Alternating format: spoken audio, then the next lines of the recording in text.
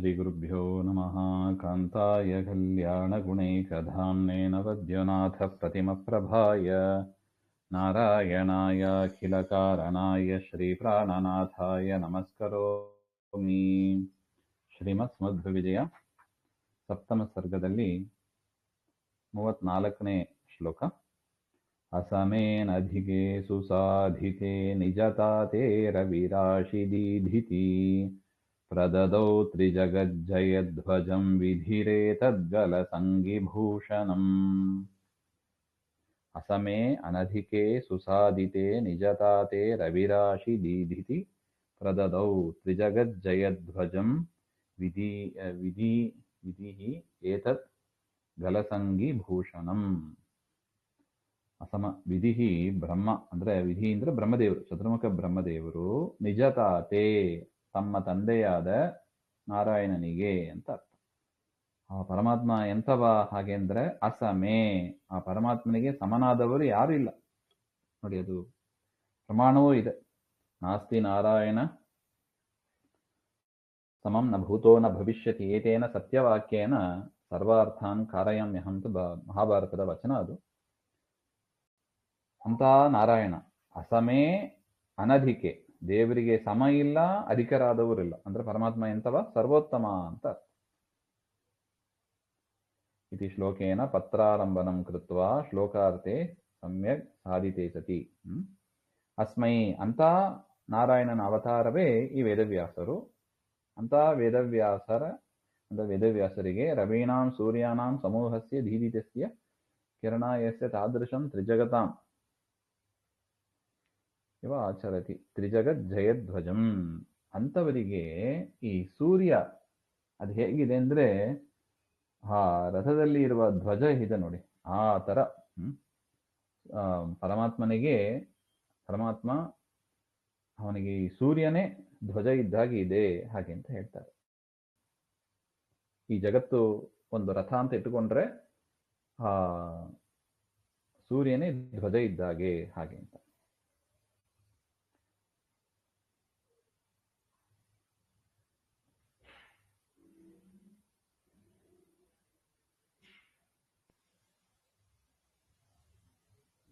ತ್ರೀಣಿ ಜಗಂತಿ ತ್ರಿಜಗತಾಂ ಜಯಃ ತಸ್ಮಿನ್ ಧ್ವಜಂ ಧ್ವಜಾಯಮಾನಂ ಗಲಸಂಗಿ.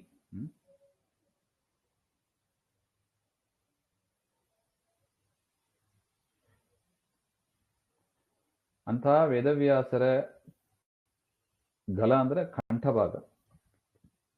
ಕಂಠಭಾಗದ ಸಂಘವನ್ನ ಪಡೆದಿರತಕ್ಕದ್ದು. ಅಂದ್ರೆ ವೇದವ್ಯಾಸರ ಕಂಠವನ್ನ ಅಲಂಕರಿಸಿರತಕ್ಕದ್ದು ಯಾವುದದು? ಭೂಷಣಂ ಅಂದ್ರೆ ಕೌಸ್ತುಭ ರತ್ನ ಅಂತ ಕರೀತಾರೆ. ಕೌಸ್ತುಭ ರತ್ನವನ್ನ ಪ್ರದದೌ ಬ್ರಹ್ಮದೇವರು ಕೊಟ್ರು ವೇದವ್ಯಾಸರಿಗೆ, ನಾರಾಯಣನಿಗೆ ಕೊಟ್ರು ಅಂತ. ಅದು ಸಮುದ್ರ ಮಥನ ಕಾಲದಲ್ಲಿ ಬಂದದ್ದು. ಅದನ್ನ ಪರಮಾತ್ಮನಿಗೆ ಬ್ರಹ್ಮದೇವರು ಸಮರ್ಪಣೆ ಮಾಡಿದರು ಅಂತ ಅರ್ಥ. ಅದನ್ನ ಪರಮಾತ್ಮ ಕೊರಳಿಗೆ ಧರಿಸಿದ ಹಾಗೆ. ಕಂಠಾಲಂಕಾರ ಭೂತಂ ಅಂತ ಭೂಷಣ ಕೌಸ್ತುಭ ರತ್ನವನ್ನ ಕೊಟ್ರು ಹಾಗೆ. ಅದು ಹೇಗಿತ್ತು ಹಾಗೆಂದ್ರೆ ರವಿರಾಶಿ ಧೀತಿಥಿ, ಸೂರ್ಯನ ಒಂದು ಸೂರ್ಯ ಅಲ್ಲ, ಅನೇಕ ಸೂರ್ಯರ ಕಿರಣಗಳು ಸೇರಿದ್ರೆ ಹೇಗಿರುತ್ತದೋ ಅಂತ ಪ್ರಕಾಶಮಾನವಾಗಿ ಇತ್ತು ಅಂತ ಹೇಳ್ತಾರೆ.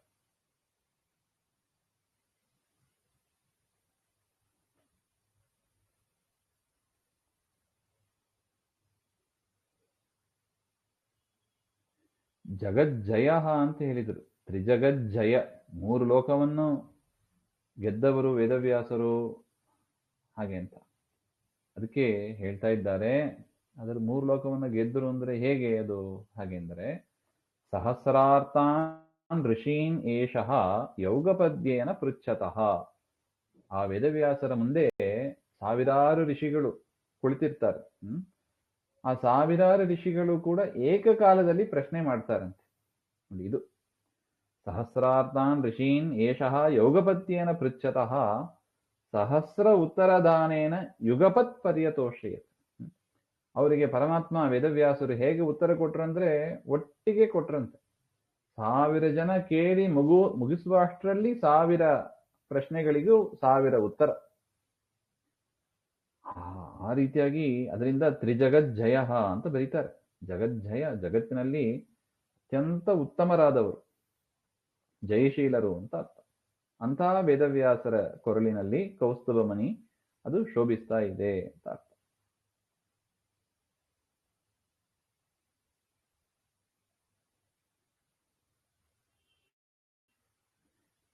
ವೇದವ್ಯಾಸರಿಂದ ಅನೇಕ ವಾದಿಗಳು ಏನ್ ಮಾಡಿದರು, ಅವ್ರ ಮುಂದೆ ತಮ್ಮ ತಮ್ಮ ಪೂರ್ವ ಪಕ್ಷವನ್ನ ಹೇಳಿದರು. ಅದನ್ನೆಲ್ಲ ನಿರಾಸನೆ ಮಾಡಿ ನಾರಾಯಣನೇ ಸರ್ವೋತ್ತಮ, ನಾಸ್ತಿ ನಾರಾಯಣ ಸಮೋ ಅಂತ ಶ್ಲೋಕ ಹೇಳಿದ್ರು ನೋಡಿ. ಆ ಒಂದು ಪತ್ರವನ್ನ ಅವಲಂಬಿಸಿ ಕೃತ್ವ ಪ್ರಸಾದ್ಯ ಸಾರ್ವಜ್ಞ ಸಂಪಾದಿತೆ ಸತಿ, ಅದರಿಂದ ಅವರು ಸರ್ವಜ್ಞರು ಅಂತ ಪ್ರಸಿದ್ಧರಾದರು. ಸಭಾಪತಿ ಸ್ಥಾನೀಯ, ಸಭೆಯ ಒಡೆಯರು ಅಂತ, ಸಭಾಪತಿ ವಾದ ಮಾಡುವಾಗ ಸಭಾಪತಿ ಅಂತ ಇರ್ತಾರೆ, ಅವರೇ ಎಲ್ಲರನ್ನೂ ಅಡ್ಮಿನಿಸ್ಟ್ರೇಷನ್ ಮಾಡಬೇಕು, ಗವರ್ನೆನ್ಸ್ ಮಾಡಬೇಕು. ಆ ತರ ಸ್ಥಾನದಲ್ಲಿ ಅವರಿದ್ದಾರೆ ಹಾಗೆ ಅಂತ. ಸಭಾಪತಿ ಸ್ಥಾನೀಯ ಬ್ರಹ್ಮ ಸರ್ವಜಯ ಜ್ಞಾಪಕಂ ಸ್ವಾಭಿಮನ್ಯಮಾನಂ ಕೌಸ್ತುಭಮಣಿ ವೇದವ್ಯಾಸಾಯ ಬಹುಮಾನತ್ವೇನ ಭವಂದ ಇತಿ ಮೇ ಮತಿ.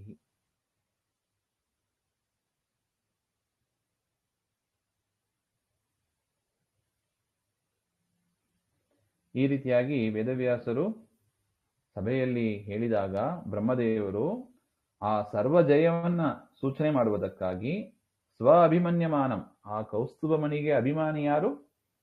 ಪರಮಾತ್ಮನ ಕೊರಳಿನಲ್ಲಿ ಇರತಕ್ಕ ಕೌಸ್ತುಭ ರತ್ನ, ಅದಕ್ಕೆ ಅಭಿಮಾನಿ ಬ್ರಹ್ಮದೇವರಂತೆ. ಬ್ರಹ್ಮದೇವರಿಂದ ಅಭಿಮನ್ಯವಾದ ಆ ಮಣಿಯನ್ನ ಕೌಸ್ತುಭಮಣಿ ವೇದವ್ಯಾಸಸ್ಯ ಬಹುಮಾನತ್ವೇನ ಭವಂದ, ವೇದವ್ಯಾಸರಿಗೆ ಬಹುಮಾನ ರೂಪದಲ್ಲಿ.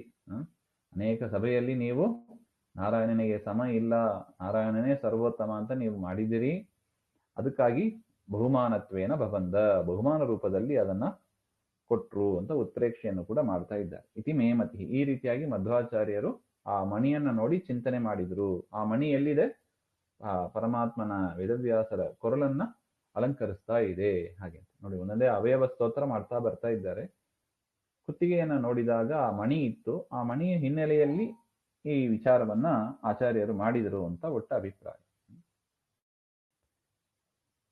ಹರಿವಾರಿಜಲಕ್ಷಣೋಲ್ಲಸತ್ ಸುಕುಮಾರಾರುಣಪಾಣಿ ಪದ್ಮಯೋಃ ಪೃಥುಪೀವರವೃತ್ತಹಸ್ತಯೋಃ ಉಪಮಾಂ ನೈವ ಲಭಾಮಹೇನಯೋಃ.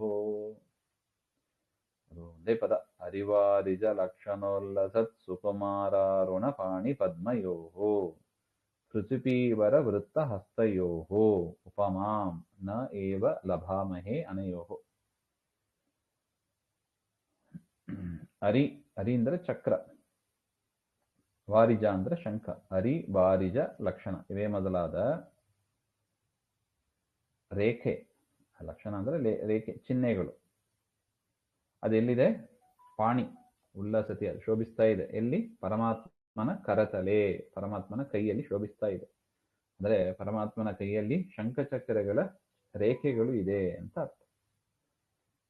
ಕರತಲೆಯೇವ ಪದ್ಮೆ, ಪಾಣಿ ಪದ್ಮೆ ಚಕ್ರಾಕಾರ ಶಂಖಾಕಾರ ರೇಖಾಭ್ಯಾಂ ಶೋಭಮಾನೆ ಇತಿ ಯಾವತ್ತು. ಕರಕಮಲದಲ್ಲಿ ಇದೆಲ್ಲ ಶೋಭಿಸ್ತಾ ಇದೆ ಅಂತ ಅರ್ಥ.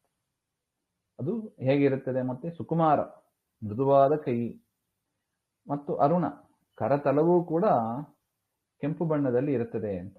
ಹೇಗೆ ಪಾದತಲ ಕೆಂಪು ಬಣ್ಣ, ಕರತಲವೂ ಕೂಡ ಕೆಂಪು ಬಣ್ಣ ಅಂತ. ಅಂತ ಕೈಯಿಂದ ಶೋಭಿಸ್ತಾ ಇರುವ ಪರಮಾತ್ಮ ಅಂತ ಅರ್ಥ.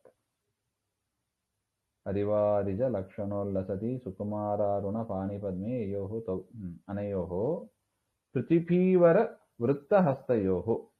ಆ ಕೈ, ಆ ಭುಜ ಹೇಗಿದೆ ಅಂದ್ರೆ ಪೃಥು, ಸ್ಥೂಲವಾಗಿದೆ. ಪೃಥು. ಪೀವರ ಅಂದ್ರೆ ಪುಷ್ಟವಾಗಿದೆ, ದಷ್ಟಪುಷ್ಟವಾಗಿದೆ ಅಂತ ನೋಡಿ ಆ ತರ. ಮತ್ತು ವೃತ್ತವು, ಅದು ವರ್ತುಲಾಕಾರವಾಗಿದೆ. ಭುಜ ದಷ್ಟಪುಷ್ಟವಾಗಿ ವರ್ತುಲಾಕಾರದಲ್ಲಿ ಇದೆ ಅಂತ ಹೇಳ್ತಾರೆ. ಅಂತ ಎರಡು ಭುಜಗಳಿಗೆ ಉಪಮಾಂ ದೃಷ್ಟಾಂತಂ ನ ಲಭಾಮಹೇ, ಅದಕ್ಕೆ ಉಪಮೆಯೇ ಹೇಳಿಕ್ಕಾಗಲ್ಲ. ಏತಾದೃಶ ವಸ್ತುನಃ ಕುತ್ರಾಪಿ ಅಭಾವಾತ್, ಪರಮಾತ್ಮನ ಭುಜದಂತೆ ಇನ್ನೊಂದು ವಸ್ತು ಎಲ್ಲಿದೆ? ಅದರಿಂದ ಉಪಮಾನವೇ ಹೇಳಿಕ್ ಬರೋದಿಲ್ಲ ಅಂತ ಒಟ್ಟು. ಇದು ಕೈ ಮತ್ತು ಭುಜಗಳ ವರ್ಣನೆ ಅಂತ. ಅಭಿಪ್ರಾಯ. ಮುಂದೆ ಭಜತಾಂ ವರತರ್ಕ ಮುದ್ರಯಾ ಧ್ಯತಿಹಸ್ತಾಗ್ರಮಬೋಧಮೀಶಿತುಃ ಅಧಿಜಾನು ಸಮರ್ಪಿತಂ ಪರಂ ಕೃತಭೂಯೋ ಭಯಭಂಗಮಂಗಲಂ. ಭಜತಾಂ ವರತರ್ಕ ಮುದ್ರಯಾ ಧ್ಯತಿ ಹಸ್ತಾಗ್ರಂ ಅಬೋಧಂ ಈಶಿತುಃ ಅಧಿಜಾನು ಸಮರ್ಪಿತಂ ಪರಂ ಕೃತ ಭೂಯಃ ಭಯಮಂಗಲಂ. ಹಾಗೆ ಭೂಯೋ ಭಯಭಂಗಮಂಗಲಂ. ಈಶಿತುಹು ಅಂದರೆ ಪರಮಾತ್ಮನನ್ನ, ವೇದವ್ಯಾಸರನ್ನ ಮಧ್ವಾಚಾರ್ಯರು ಚಿಂತನೆ ಮಾಡ್ತಾ ಇದ್ದಾರೆ. ನನ್ನ ಸ್ವಾಮಿಯಾದ ವೇದವ್ಯಾಸರ ಹಸ್ತಾಗ್ರ ಅಂದ್ರೆ ಬಲಗೈಯಿನ ತುದಿ ಭಾಗ, ಅಂಗುಲಿ ರೂಪ ಅವಯವ, ಬೆಟ್ಟುಗಳಿರುತ್ತಲ್ವಾ ಆ ಭಾಗ ಅಂತ. ಅದು ಹೇಗಿದೆ ಅಂದ್ರೆ ವರತರ್ಕ ಮುದ್ರೆಯ, ತರ್ಕ ಜ್ಞಾನಸ್ಯ ಮುದ್ರಾ ತರ್ಕ ಮುದ್ರ. ತರ್ಕ ಅಂದ್ರೆ ಜ್ಞಾನ ಅಂತ ಅರ್ಥ. ತರ್ಕ ಮುದ್ರೆ ಅಂದ್ರೆ ಏನರ್ಥ? ಜ್ಞಾನ ಮುದ್ರೆಯಿಂದ ಕೂಡಿದಾಗಿ ಆ ಕೈಯಿನ ತುದಿ ಭಾಗ ಇದೆ ಅಂತ ಅರ್ಥ.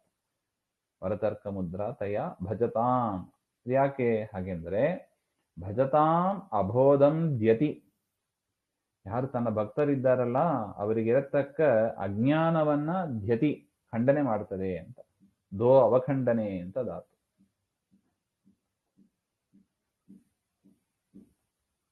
ಪರಮಾತ್ಮನ ಕೈಯಲ್ಲಿ ತರ್ಕ ಮುದ್ರೆ ಇದೆ. ಆ ತರ್ಕ ಮುದ್ರೆ ಏನ್ ಮಾಡುತ್ತದೆ ಹಾಗಂದ್ರೆ ಭಕ್ತರಿಗೆ ಜ್ಞಾನವನ್ನ ಕೊಡುತ್ತದೆ, ಅಜ್ಞಾನವನ್ನ ನಾಶ ಮಾಡುತ್ತದೆ ಅಂತ ಒಟ್ಟು ವಿಚಾರ. ಇದು ಬಲಗೈಯಿನ ವಿಚಾರ. ಎಡಗೈಯನ್ನ ವೇದವ್ಯಾಸರು ವಾಮ ಜಾನುತಃ,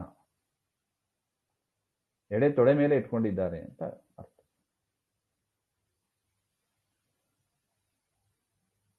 ಎಡಗೈ ಮಂಡಿ ಮೇಲೆ ಇಟ್ಕೊಂಡಿದ್ದಾರೆ, ಕಾಲ್ ಮಂಡಿಯಲ್ಲಿ ಇಟ್ಕೊಂಡಿದ್ದಾರೆ ಅಂತ. ಸಮರ್ಪಿತಂ ನ್ಯಸ್ತಂ ದಕ್ಷಿಣ ಹಸ್ತಾತ್ ಅನ್ಯಂ ವಾಮಹಸ್ತಾಗ್ರಂ ಕೃತ ಭೂಯೋ ಭಯ ಮಂಗಳಂ. ಭೂಯಃ ಭೂರಿ ಭಯಂ ಯಸ್ಮಿನ್, ಭೂಯೋ ಭಯಂ ಸಂಸಾರ ಲಕ್ಷಣಂ. ಭಾರಿ ಭಯಾನಕವಾದದ್ದು ಯಾವುದು? ಈ ಸಂಸಾರ. ಅದರ ಭಂಗವನ್ನು ನಾಶ ಮಾಡ್ತೇವೆ ಅಂತ. ಎಡಗೈಯನ್ನ ಮಂಡಿ ಮೇಲೆ ಇಟ್ಕೊಂಡಿದ್ದಾರೆ. ಅದರ ಅರ್ಥ ಏನು? ನಿಮಗೆ ಸಂಸಾರ ಭಯ ನಾಶವಾಗುತ್ತದೆ. ಕೈ ಕೆಳಗೆ ಮಾಡಿರೋದರಿಂದ ನಿಮಗೆ ನಾಶವಾಗುತ್ತದೆ ಸಂಸಾರದ ಭಯ. ನನ್ನನ್ನು ನಂಬಿದರೆ, ಶಾಸ್ತ್ರಗಳ ಶ್ರವಣ ಮನನ ಧ್ಯಾನ ಮಾಡಿದರೆ ನಿಮಗೆ ಸಂಸಾರ ಭಯ ನಾನು ತೆಗೆದಾಕ್ತೇನೆ ಅಂತ ಸೂಚನೆ ಮಾಡ್ತಾ ಇದೆ ಅಂತ. ಭೂಯೋ ಭಯ ಮಂಗಲೇ ಅಂತ. ಭಕ್ತಾನಾಂ ಸಂಸಾರ ಭಯಂ ಪರಿಹೃತ್ಯ ಮುಕ್ತಿರೂಪ ಶುಭಪ್ರದಂ ಇತ್ಯರ್ಥ.